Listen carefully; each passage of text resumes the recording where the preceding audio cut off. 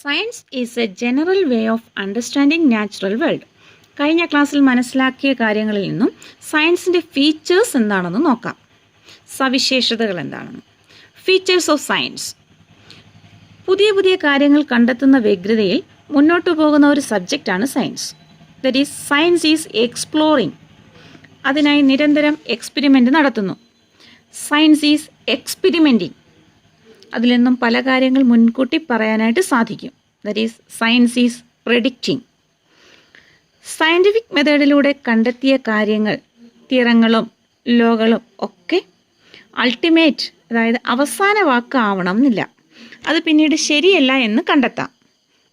അത് ചേഞ്ച് ചെയ്തുകൊണ്ടേയിരിക്കും. That is science is dynamic. For example, രണ്ടാം നൂറ്റാണ്ട് മുതൽ 16-ാം നൂറ്റാണ്ട് വരെ വിശ്വസിച്ച് വെച്ചിരുന്ന ഒരു കാര്യമുണ്ട് എബൌട്ട് അവർ സോളാർ സിസ്റ്റം. എർത്താണ് സോളാർ സിസ്റ്റത്തിൻ്റെ സെൻറ്റർ എന്നും ബാക്കി എല്ലാ വസ്തുക്കളും എർത്തിനെ ചുറ്റിക്കറങ്ങിക്കൊണ്ടിരിക്കുകയാണ് എന്നുമുള്ള ഈ geocentric model of solar system കണ്ടെത്തിയത് ടോളമി എന്ന സയൻറ്റിസ്റ്റാണ്. ജിയോ മീൻസ് എർത്ത് എന്നാണ്. അപ്പോൾ ജിയോസെൻട്രിക് എന്നാലോ? Earth is the centre. That is earth is the centre of the solar system. The whole world was in that belief.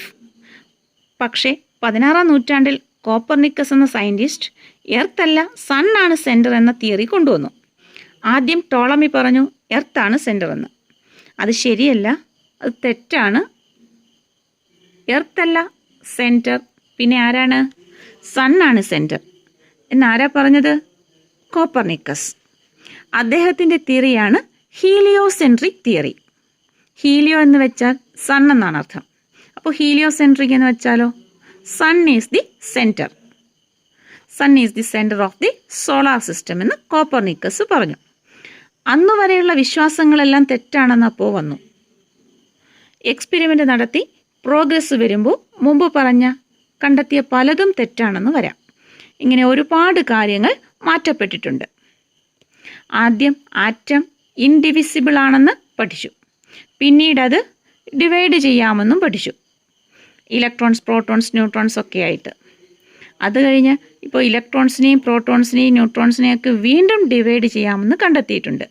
ക്വാർക്കുകൾ എന്ന elementary particles ആയിട്ടാണ്, subatomic particles ആയിട്ട് electron, proton, ന്യൂട്രോൺസിനെയൊക്കെ divide ചെയ്യാമെന്ന് കണ്ടെത്തിയിട്ടുണ്ട്. ലൈറ്റിൻ്റെ case എടുത്താൽ ആദ്യം പാർട്ടിക്കിൾ നേച്ചർ ആണെന്ന് പറഞ്ഞു.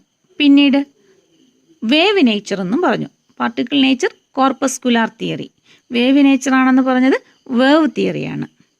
പിന്നീട് ഈ രണ്ട് സ്വഭാവവും ഒരുമിച്ച് ഉണ്ടെന്നും പറഞ്ഞു. That is dual nature of light. അതായത് that means science is dynamic. There is no final theory in science. No unquestioned authority is there in science. പുതിയ പുതിയ കണ്ടെത്തലുകൾ വന്നുകൊണ്ടേയിരിക്കും. Still science is in its evolution. Science എന്താണെന്ന് നമ്മൾ മനസ്സിലാക്കി. Knowledge, അറിവുകൾ increase ചെയ്തപ്പോൾ സയൻസ് എന്ന ഒറ്റ ഹെഡിങ്ങിൽ അത് ഉൾക്കൊള്ളിക്കാനാവാതെ വന്നു. അങ്ങനെ സയൻസിനെ രണ്ടായി ഡിവൈഡ് ചെയ്തു. ബയോളജിക്കൽ സയൻസ് എന്നും ഫിസിക്കൽ സയൻസ് എന്നും. Biological science is a study of living things. Physical science is a study of non living things. Biological സയൻസിനെ വീണ്ടും രണ്ടായി തിരിച്ചു. ബോട്ടണി എന്നും സുവോളജി എന്നും. Botany is the study of plants. Zoology is the study of animals. Physical സയൻസിനെ വീണ്ടും രണ്ടായി തിരിച്ചു. കെമിസ്ട്രി എന്നും ഫിസിക്സ് എന്നും. Matter by which substances are made up of and their properties, chemical reactions, അങ്ങനെയുള്ള കാര്യങ്ങളാണ് കെമിസ്ട്രിയിൽ പഠിക്കുന്നത്. അടുത്തത് നമ്മുടെ സബ്ജക്റ്റ് ഫിസിക്സ്. ഈ ഫിസിക്സ് എന്ന് പറയുന്ന വാക്ക് എങ്ങനെയാണ് വന്നതെന്ന് നമുക്ക് നോക്കാം. The word physics comes from a Greek word physis, which means nature. Nature എന്ന അർത്ഥം വരുന്ന ഫ്യൂസിസ് എന്ന ഗ്രീക്ക് വേർഡിൽ നിന്നാണ് ഫിസിക്സ് എന്ന് പറയുന്ന വാക്ക് ഉണ്ടായിരിക്കുന്നത്. ഫിസിക്സിന് ഭൗതിക് എന്നാണ് സംസ്കൃതത്തിൽ പറയുന്നത്. അതുകൊണ്ട് ഫിസിക്സിനെ പ്രകൃതിക്ക് ഭൗതിക് എന്നാണ് സംസ്കൃത വാക്ക്. അതുകൊണ്ട് ഫിസിക്സിനെ ഭൗതികശാസ്ത്രമെന്ന് മലയാളത്തിൽ പറയും. അപ്പോൾ physics is a study of nature and natural phenomena. പ്രകൃതിയെക്കുറിച്ചും പ്രകൃതിയിലെ പ്രതിഭാസങ്ങളെക്കുറിച്ചുമുള്ള പഠനമാണ്. അങ്ങനെ ഉണ്ടാക്കിയെടുത്തിരിക്കുന്ന നിയമങ്ങളെയും ആ നിയമങ്ങൾ പ്രകൃതിയിലെ പ്രതിഭാസങ്ങളിൽ എങ്ങനെ എക്സ്പ്ലെയിൻ ചെയ്യാം, ഈ തിയറികളും ലോകളും ഉപയോഗിച്ച് നാച്ചുറൽ ഫിനോമിനൻ എങ്ങനെ എക്സ്പ്ലെയിൻ ചെയ്യാം എന്നതാണ് ഫിസിക്സ് എന്നത്. അപ്പോൾ ഫിസിക്സിൻ്റെ ഡെഫിനിഷൻ നമുക്ക് എങ്ങനെ പറയാം? Physics is the study of the basic laws of nature and their manifestation in different natural phenomenon. എന്താണ് physics? Is a study of basic laws of nature. Basic ലോസിനെ കുറിച്ചുള്ള പഠനമാണ് ഫിസിക്സ്. പ്രകൃതിയിലെ ബേസിക് ലോസിനെ കുറിച്ചുള്ള പഠനം. And their manifestation in different natural phenomenon. Different natural phenomenon, വ്യത്യസ്തങ്ങളായ പ്രതിഭാസങ്ങളിൽ ഈ തിയറങ്ങൾ ഉപയോഗിച്ചിട്ട് എങ്ങനെ എക്സ്പ്ലെയിൻ ചെയ്യാം എന്നതാണ് physics. Next is theories in physics. There are two theories in physics. One is unification and the second is reductionism. അപ്പോൾ ഇനി യൂണിഫിക്കേഷൻ എന്താണെന്ന് നോക്കാം. The diverse physical phenomena are explained in terms of a few concepts and laws. This is called unification. അതായത് നമുക്ക് ചുറ്റും കാണുന്ന പല പല പ്രതിഭാസങ്ങളെ ഒരു ഒറ്റ ലോ കൊണ്ട് എക്സ്പ്ലെയിൻ ചെയ്യുക. അതാണ് യൂണിഫിക്കേഷൻ എന്ന് പറഞ്ഞത്. യൂണിഫൈ ചെയ്യുക, പല പല ഫിനോമിനെ ഒരു ലോ കൊണ്ട് എക്സ്പ്ലെയിൻ ചെയ്ത് അതിൻ്റെ അണ്ടറിൽ എക്സ്പ്ലെയിൻ ചെയ്യുക. അതാണ് യൂണിഫിക്കേഷൻ എന്ന് പറയുന്നത്. ഉദാഹരണത്തിന് നമ്മുടെ ആപ്പിൾ ഫാളിങ് ഇൻസിഡൻ്റ് എടുക്കുക. ആപ്പിൾ താഴേക്ക് വീഴുന്നതിന് കാരണം എന്താണെന്നാണ് ന്യൂട്ടൺ കണ്ടുപിടിച്ചു? ന്യൂട്ടൺസ് ലോ ഓഫ് ഗ്രാവിറ്റേഷൻ അല്ലേ? അതുപോലെ സൂര്യന് ചുറ്റും പ്ലാനറ്റ്സ് റിവോൾവ് ചെയ്യുന്നത്, എർത്തിന് ചുറ്റും മൂൺ റിവോൾവ് ചെയ്യുന്നത്, ഇതെല്ലാം നമുക്ക് ഏത് ലോ കൊണ്ട് എക്സ്പ്ലെയിൻ ചെയ്യാം? Newton's law of gravitation. ഇതിനെല്ലാം കാരണം ഈ ഗ്രാവിറ്റേഷണൽ ലോയാണ്. ഇതാണ് യൂണിഫിക്കേഷൻ എന്ന് പറയുന്നത്. അതായത് പല പല നാച്ചുറൽ ഫിനോമിനകളെ ഒറ്റ ലോ കൊണ്ട് എക്സ്പ്ലെയിൻ ചെയ്യുന്നു. The diverse physical phenomena are explained in terms of a few concepts and laws. This is called unification. അടുത്തത് reductionism. Reductionism is the method of deriving the properties of a bigger or more complex system from the properties of its constituent particles. Reductionism എന്നാൽ ഒരു വലിയ സിസ്റ്റത്തിൻ്റെ, ഒരു complex സിസ്റ്റത്തിൻ്റെ പ്രോപ്പർട്ടികൾ അവയെ constituent particles, ചെറിയ ചെറിയ പാർട്ടിക്കിൾസ് ആയിട്ട് ഡിവൈഡ് ചെയ്ത് ഡീറ്റെയിൽഡായിട്ട് പഠിച്ച് അതിൽ നിന്നും ഒരു ആ വലിയ സിസ്റ്റത്തിൻ്റെ മുഴുവൻ പ്രോപ്പർട്ടികളും പഠിക്കുക. അതാണ് റിഡക്ഷനിസം എന്ന് പറയുന്നത്. റെഡ്യൂസ് ചെയ്തിട്ട് പഠിക്കുക. Reductionism is the method of deriving the properties of a bigger or more complex system from the properties of its constituent particles. Now we are moving to scope of physics. How much range it covers. ആ ഒരു subject spread ചെയ്ത് കിടക്കുന്ന area എത്രത്തോളമുണ്ട്, അതാണെന്ത്? Scope എന്ന് പറയുന്നത്. Think of physics. ഫിസിക്സിൽ ഏത് range മുതൽ ഏത് range വരെ പഠിക്കും? ഡിഫറെൻറ്റ് ഫിസിക്കൽ ക്വാണ്ടിറ്റീസിൻ്റെ എത്ര റേഞ്ച് വരെ നമ്മൾ ഡിസ്കസ് ചെയ്യും? ഇപ്പോൾ ലെങ്ത് എടുക്കുകയാണ്, അതിൻ്റെ മാഗ്നിറ്റ്യൂഡ് എവിടെ മുതൽ എവിടം വരെ, അതായത് അതിൻ്റെ റേഞ്ച് എവിടെ മുതൽ എവിടം വരെയാണ്? ലെങ്ത് 10⁻⁻14 മീറ്റർ ടു 10⁻26 മീറ്റർ വരെ എക്സ്റ്റെൻഡ് ചെയ്ത് കിടക്കുന്നു. ഏറ്റവും ചെറിയ നീളമെന്ന് പറയുന്നത് സൈസ് ഓഫ് ന്യൂക്ലിയസ് ആണ്, 10⁻⁻14 മീറ്റർ. 10⁻26 മീറ്റർ എന്ന് പറയുന്നത് ഏറ്റവും കൂടിയ അളവ്. അതെന്താണ്? യൂണിവേഴ്സിൻ്റെ സൈസാണ്. ഇനി മാസിൻ്റെ കാര്യം നോക്കിയാലോ? It ranges from 10⁻30 kg to 10⁻55 kg. ഈ 10⁻30 kg എന്താണ്? ഏറ്റവും ചെറിയ മാസ്സായിട്ട് കണക്കാക്കുന്നത് മാസ് ഓഫ് ഇലക്ട്രോൺ ആണ്. 10⁻55 kg എന്ന് പറയുന്നത് ഈ ഹോൾ യൂണിവേഴ്സിൻ്റെ മാസ്സാണ്. ഇനി സമയത്തിൻ്റെ കാര്യം നോക്കാം. Time it varies from 10⁻22 second to 10⁻18 second. 10⁻22 second എന്ന് പറയുന്നത് ക്വാർക്സ് എന്ന് പറയുന്ന എലമെൻ്ററി പാർട്ടിക്കിളിൻ്റെ ലൈഫ് ടൈമാണ്. 10⁻18 സെക്കൻഡ് എന്ന് പറയുന്നത് ഹബിൾ ടൈം എന്ന് പറയും.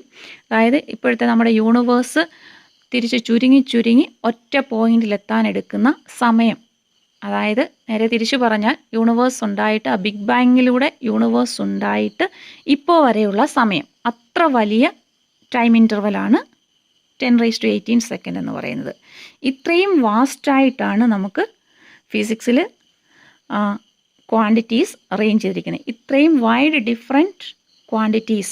ഡിഫറൻസ് ഉള്ള ക്വാണ്ടിറ്റീസിനെ വരെ നമുക്ക് ഫിസിക്സിൽ പഠിക്കാനുണ്ട്. ഫിസിക്സിൻ്റെ സ്കോപ്പ് എന്ന് പറയുന്നത്. Next is the major domains of physics. There are two major domains in physics: microscopic domain and microscopic domain. Microscopic domain എന്ന് വെച്ചാൽ എന്താ? മൈക്രോസ്കോപ്പിക്. Micro means bigger. വലിയ കാര്യങ്ങൾ, വലിയ സ്കെയിലുള്ള കാര്യങ്ങളെക്കുറിച്ചുള്ള പഠനമാണ്. The microscopic domain includes phenomena at the laboratory, terrestrial and astronomical scales. അസ്ട്രോണമിക്കലായിട്ടുള്ള അത്രയും വലിയ റേഞ്ചിലുള്ള കാര്യങ്ങളെക്കുറിച്ചുള്ള പഠനമാണ് മൈക്രോസ്കോപ്പിക് ഡൊമൈനിൽ വരുന്നത്. ഭൂമിയുടെ ഉപരിതലത്തിലുള്ളത്, ലബോറട്ടറിയിൽ വെച്ച് നടത്തുന്നത്, അസ്ട്രോണമിക്കൽ സ്കെയിൽസിലുള്ള കാര്യങ്ങളെക്കുറിച്ചുള്ള പഠനമാണ് മൈക്രോസ്കോപ്പിക് ഡൊമൈൻ. ഇനി മൈക്രോസ്കോപ്പിക് ഡൊമൈൻ എന്താണെന്ന് നോക്കാം. മൈക്രോസ്കോപ്പിക് മീൻസ് വളരെ ചെറിയ, സ്മോളർ സ്കെയിലിലുള്ള ക്വാണ്ടിറ്റീസിനെ കുറിച്ചുള്ള പഠനം. The microscopic domain includes the study of constitution and structure of matter at the minute scales of atomic, molecular and nuclear phenomenon. Atomic, molecular, ആറ്റത്തിൻ്റെയും മോളിക്യൂളിൻ്റെയും ന്യൂക്ലിയറിൻ്റെയും കോമ്പോസിഷൻ എന്താണ്, അവയുടെ സ്ട്രക്ചർ എന്താണ് എന്നതിനെക്കുറിച്ചുള്ള അത്രയും ചെറിയ സ്കെയിലിലുള്ള കാര്യങ്ങളെക്കുറിച്ചുള്ള പഠനമാണ് മൈക്രോസ്കോപ്പിക് ഡൊമൈനിൽ ഉൾക്കൊള്ളിച്ചിരിക്കുന്നത്. ഈ ഡൊമൈനുകളെ അടിസ്ഥാനപ്പെടുത്തി ഫിസിക്സിനെ രണ്ടായി ഡിവൈഡ് ചെയ്തിട്ടുണ്ട്. Physics can be divided into 2 major branches. One is classical physics and the other is quantum physics. Classical physics deals with microscopic phenomenon. Microscopic, അതായത് ലാർജ് സ്കെയിൽ ഫിനോമിനൻസ് ഉൾക്കൊള്ളുന്നതാണ് ക്ലാസിക്കൽ ഫിസിക്സ് എന്ന് പറയുന്നത്. Classical physics includes the following main subjects. First is mechanics, study of motion of particles. വസ്തുക്കളുടെ ചലനത്തെക്കുറിച്ചുള്ള പഠനമാണ് mechanics. Electrodynamics, the study of electric and magnetic properties of objects. Electric ചാർജുകളെക്കുറിച്ചും electric കറൻറ്റിനെക്കുറിച്ചും മാഗ്നറ്റ്സിനെക്കുറിച്ചും magnetic force, അതിൻ്റെ എഫക്റ്റുകളെക്കുറിച്ചുമുള്ള പഠനമാണ് ഇലക്ട്രോഡൈനാമിക്സ് എന്ന് പറയുന്നത്. Next is optics. Optics deals with the study of different phenomena and properties of light. പ്രകാശത്തെക്കുറിച്ചും പ്രകാശത്തിൻ്റെ വ്യത്യസ്തങ്ങളായ പ്രതിഭാസങ്ങളെക്കുറിച്ചുമുള്ള പഠനമാണ് ഓപ്റ്റിക്സ് എന്ന് പറയുന്നത്. Next is thermodynamics, study of temperature, heat, internal energy, conversion of heat into work. ഇതാണ് thermodynamics എന്ന് പറയുന്നത്.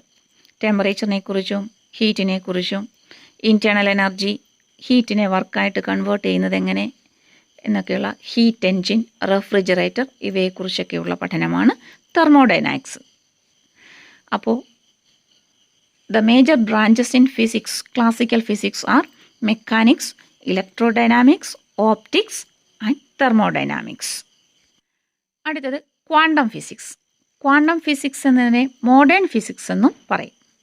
It deals with microscopic phenomena, very small റേഞ്ചിലുള്ള ഫിനോമിനൻ ഉൾക്കൊള്ളുന്നതാണ് ക്വാണ്ടം ഫിസിക്സ് എന്ന് പറയുന്നത്. It includes atomic, molecular and nuclear phenomena. Okay.